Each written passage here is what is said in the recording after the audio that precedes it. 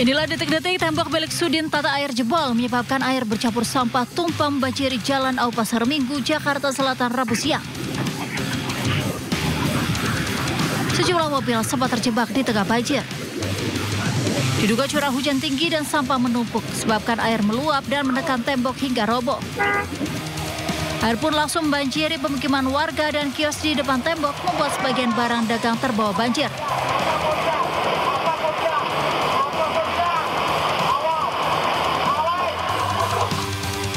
Sebelum tembok roboh, air sudah keluar dari celah-celah tembok.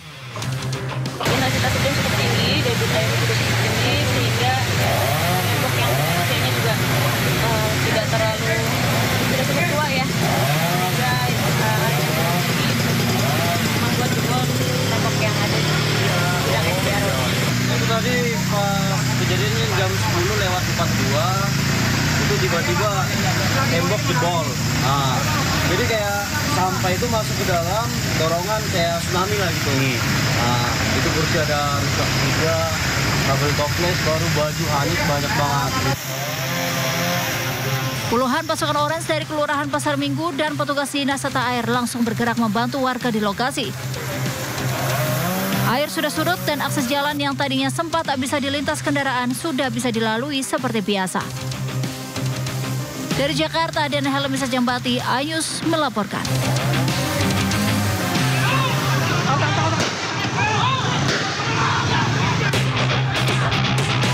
Sejumlah tembakan peringatan dilepas polisi saat upaya penangkapan puluhan preman berkedok anggota Ormas yang berupaya kabur di Rumah Sakit Umum Tangerang Selatan, Banten. Puluhan preman ini diamankan karena kerap kali melakukan pungutan liar di rumah sakit umum. Polisi bergerak menangkap mereka setelah adanya laporan dari masyarakat yang resah dengan aksi mereka di fasilitas kesehatan milik negara.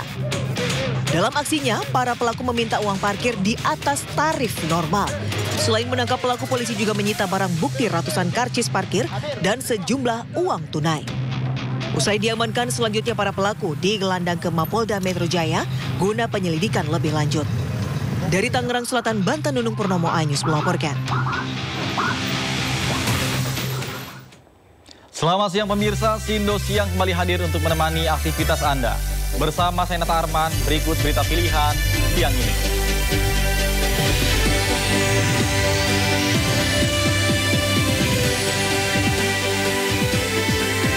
Enam tersangka kasus grup Facebook Fantasi Sedarah ditangkap polisi.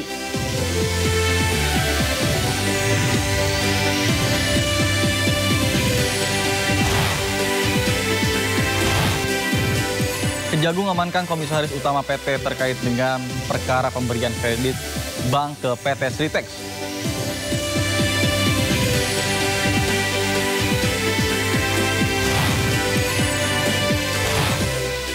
Gelombang protes terhadap Menteri Kesehatan Budi Gunadi Sadikin terus meluas dari kalangan akademisi.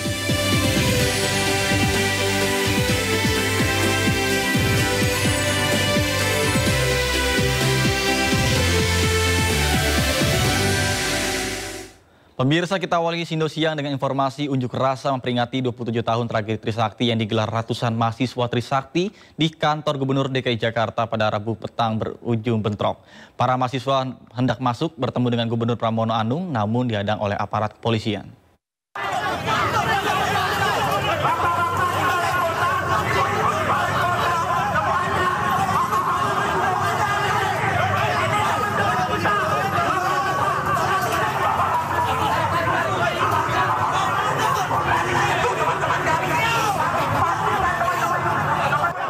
Unjuk rasa yang dilakukan oleh mahasiswa Trisakti di depan pintu gerbang gedung Balai Kota DKI, Jalan Medan Merdeka Selatan, Gambir, Jakarta Pusat, Rabu petang berujung ricuh.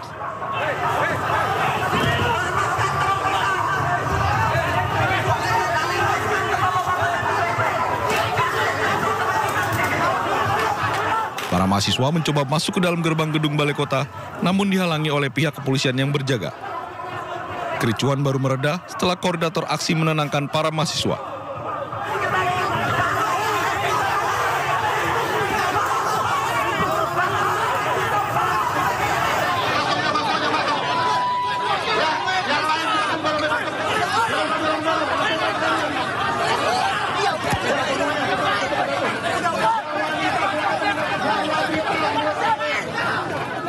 Aksi ini merupakan peringatan 27 tahun tragedi Trisakti yang digelar ratusan mahasiswa Trisakti. Mereka menyayangkan tidak ada kejelasan dalam kasus yang telah menewaskan sejumlah mahasiswa Trisakti tersebut. Dari Jakarta, Rani Sanjaya, iNews melaporkan. Pasca bentrokan di Balai Kota, polisi menangkap puluhan orang dalam aksi mahasiswa Universitas Trisakti dalam memperingati 27 tahun reformasi. Dari informasi sementara yang berhasil dikumpulkan, polisi mengamankan 93 orang massa aksi dan 43 unit sepeda motor. Mereka diamankan dibawa ke Polda Metro Jaya.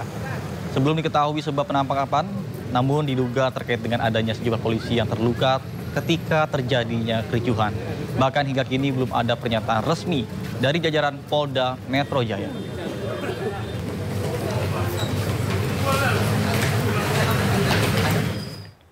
Informasi lainnya pemirsa, 6 tersangka kasus grup Facebook Fantasi Sedarah ditangkap polisi.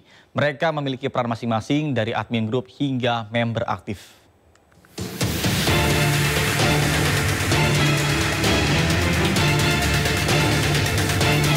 Bareskrim Mabes Polri menangkap 6 tersangka terkait grup Fantasi Sedarah yang viral di media sosial.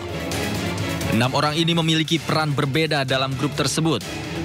Di antaranya sebagai admin grup dan member aktif yang telah mengunggah foto dan video seksual perempuan dan anak di bawah umur. Dalam penangkapan ini, penyidik juga menyita sejumlah barang bukti.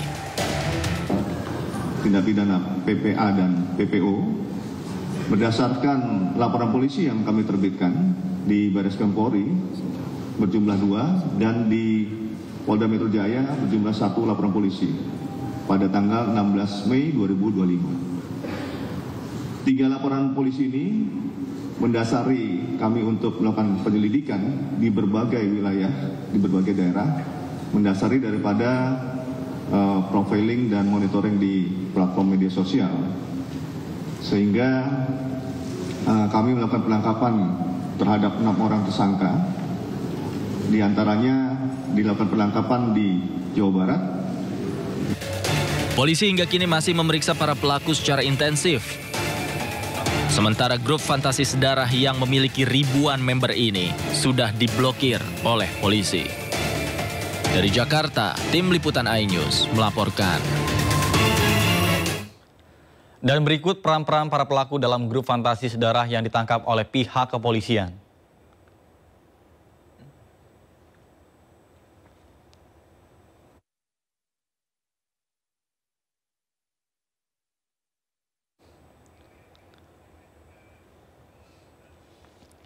Yang pertama, MR, pembuat grup Fantasi Sedarah yang menyimpan 400 konten pornografi di ponselnya. Kedua, DK mengunggah dan menjual konten pornografi di grup Fantasi Sedarah.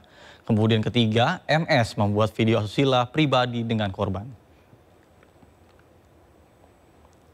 Selanjutnya keempat ada MJ, pembuat video asusila pribadi dengan korban dan menyimpannya.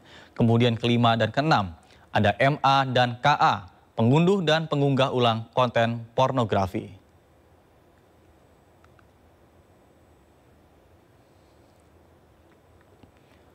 Pemirsa, Dirjen Imigrasi Indonesia menangkap seorang warga negara asing asal Amerika Serikat setelah menjadi pelaku produksi pornografi di Indonesia. Tersangka memproduksi konten pornografi berbayar seorang diri namun melibatkan ratusan wanita asal Indonesia dan beberapa negara lainnya.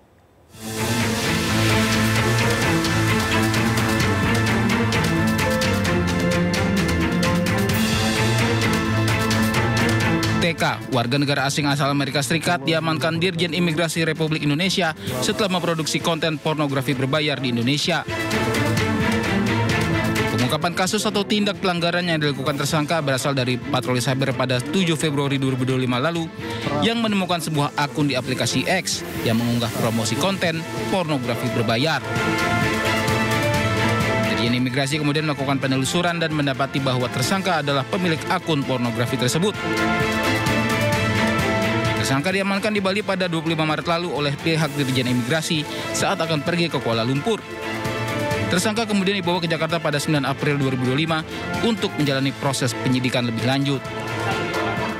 Digital forensik yang sudah kita mintakan ke Direktorat Siber Bareskrim. Saat ini TK telah ditetapkan sebagai tersangka dan telah dilakukan penahanan di Rutan Negara Kelas 1 Jakarta Pusat sejak tanggal 16 Mei 2025. Selain itu juga tentunya sebelum kami menetapkan sebagai tersangka, kami sudah berkoordinasi dan melakukan gelar perkara dengan pihak Kejaksaan Agung. Hal ini dilakukan atas kerjasama lintas sektoral dan juga peran serta masyarakat yang terdampak langsung dari keberadaan dan kegiatan orang asing. Dalam kesempatan ini, kami tentunya berterima kasih atas bantuan dan dukungan dari Kasubdit Pra Penuntutan, yaitu Jampidum, Pra Penuntutan Jampidum, Kejaksaan Agung RI. Petugas amankan sejumlah barang bukti seperti perangkat rekam, telepon genggam, serta hard disk berisikan ratusan konten pornografi yang telah diproduksi oleh tersangka. Diketahui tersangka memproduksi konten pornografi seorang diri, namun melibatkan ratusan wanita asal Indonesia dan beberapa negara lain. Tersangka terancam hukuman 5 tahun penjara dan denda 500 juta rupiah, serta akan masuk dalam daftar tangkal hingga deportasi. Dari Jakarta, Stephen Patinama, Raga Firdaus, iNews melaporkan. Pemirsa, Kejaksaan Agung menetapkan 3 tersangka kasus korupsi penyelewengan kredit dari Bank BJB dan Bank DKI kepada PT Sritex. Ketiga tersangka ditahan selama 20 hari ke depan.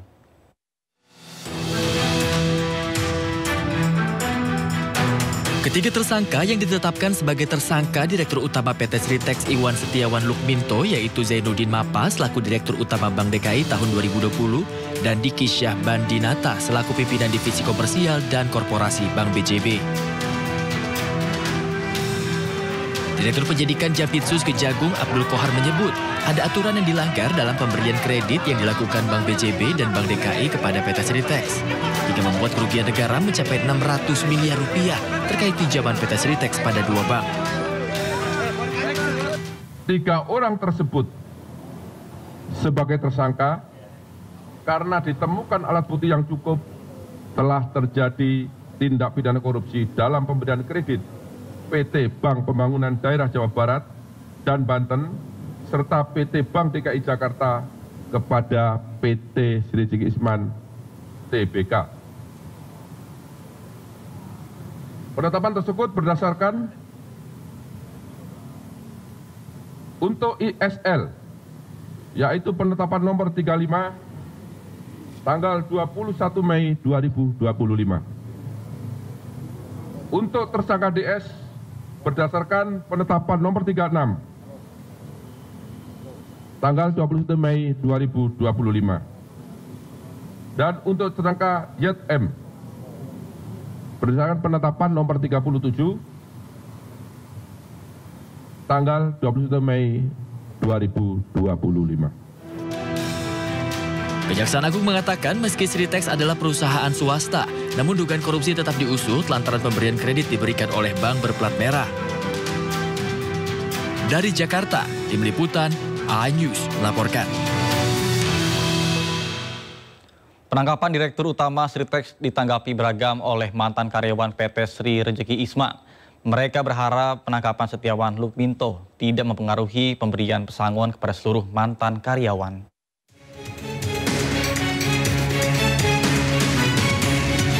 Mantan karyawan PT Sri Rejeki Isman atau Sritex, Karwi Mardianto, mengaku terkejut Direktur Utama PT Sritex, Setiawan Lukminto, ditangkap oleh Kejaksaan Agung. Kejaksaan Agung saat ini tengah mengusut dugaan korupsi terkait pemberian kredit bank kepada perusahaan tekstil PT Sritex.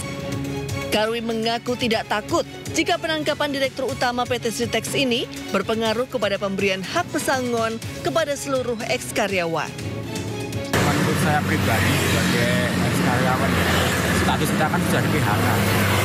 Apapun yang terjadi sama hidup, saya yakin kemungkinan hak kami mengenai pesangon tetap cair ya. Masalahnya kita kan statusnya sudah PHK, otomatis kan hak kami tetap akan diberikan, harusnya seperti itu. Di mata mantan karyawan, Sosok Iwan Setiawan Lukminto merupakan seseorang yang tegas namun mempedulikan nasib karyawan. Dari Sukoharjo, Jawa Tengah, Kalim Mahfur, iNews melaporkan. Sebelumnya PT Sri Rejeki Isman Tbk atau Sritex sebagai salah satu produsen tekstil terbesar di Indonesia dinyatakan pilot hingga akhirnya resmi menutup operasionalnya pada tanggal 1 Maret 2025. Akibatnya 8.400 karyawan Sritex terkena pemutusan hubungan kerja.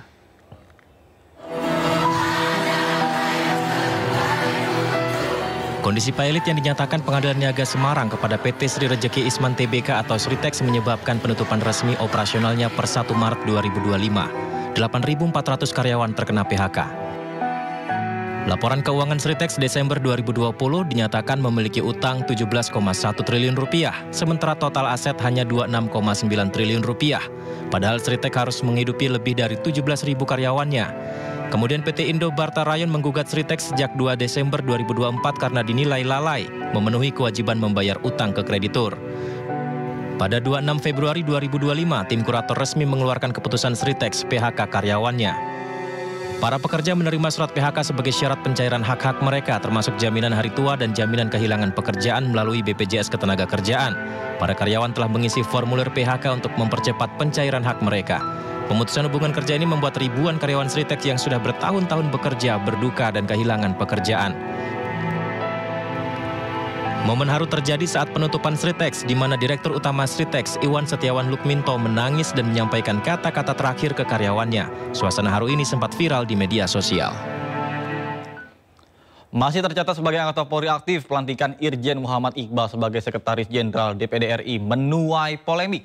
Informasinya sesaat lagi, tetap bersama kami di Sindo Siang.